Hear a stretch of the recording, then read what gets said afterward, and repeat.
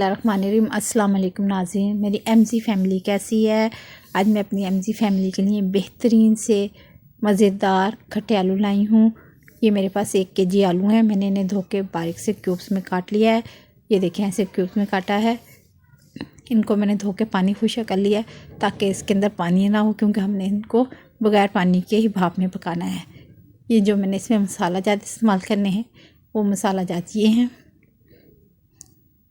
अनारदाना 2 बड़े खाने के चमचे, हल्दी आधी चाय की चमची, ज़ीरा, अजवाइन, काली मिर्चें, गरम मसाला पिसा हुआ, सुरख मिर्च आधा खाने के चमचा, ज़ीरा और सूखा धनिया।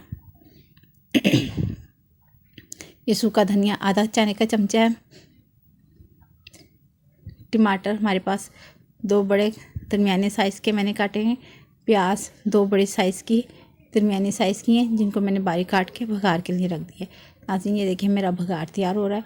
अब मैं इसमें भगार प्याज जब मेरी लाइट ब्राउन हो जाएगी, ज़्यादा इसको ब्राउन नहीं करना, क्योंकि ये ब्राउन हो गई, ज़्यादा लाइट ब्राउन हो गई तो उसका जायका नहीं आएगा आलूओं का। हल्के से इसको जब इसमें थोड़ी सी ब्राउन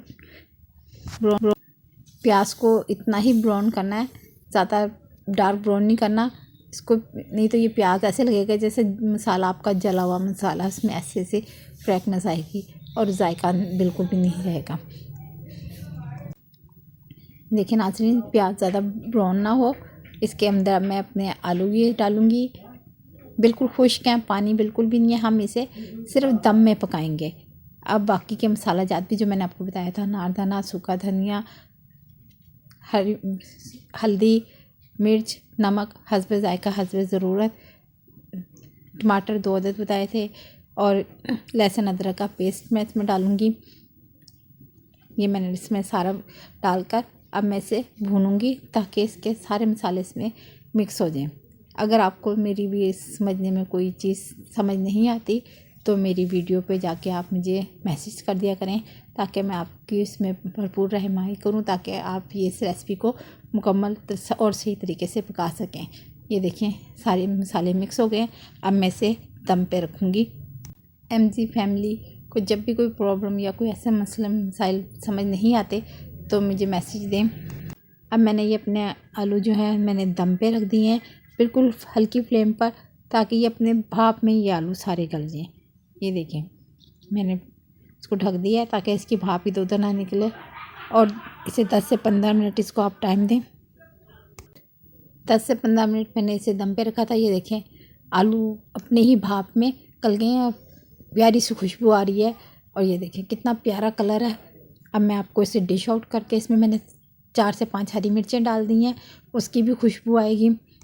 ये देखिए नाज़रीन, कितना प्यारा कलर आ रहा है। यही आलू हैं, आप इनको जिस तरह जिस अंदाज में पकाएं, अल्लाह ताला ने आलूओं में बेहतरीन जायका दिया। आप इसको जिस रंग में चिप्स बनाएं तो उसका अलग जायका आ जाता है, आलू गोश्त बनाएं उसका अलग जायका आ जाता है, किसी चाट में डालें तो उसका अलग जायका आ जाता है।